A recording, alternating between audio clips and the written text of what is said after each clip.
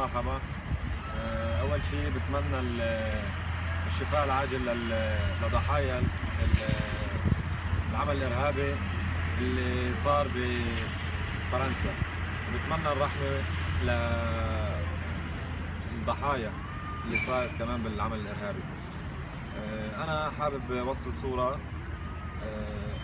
لكل البلاد الأوروبية يعني، أو أي حدا حابب يساعدنا.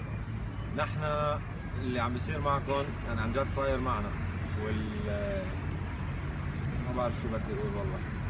يعني هذا الفعل أبدا ما إسلامي وما خاصه بالدين الإسلامي، لأنه نحن لو هذا الشيء خاصه بالدين الإسلامي نحن مسلمين كنا نحن تضامننا مع هالشيء، بس نحن هربنا من هالشيء ولاجئين لعندكم، وبتمنى يعني أبوابكم ما تسكر بوجهنا، لأنه نحن عارفين ومتأكدين 100% إنه هذا الشيء ما بخص الإسلام من أي طرف. والله يرحم اللي ماتوا، بنتمنى الشفاء العاجل للجرحى.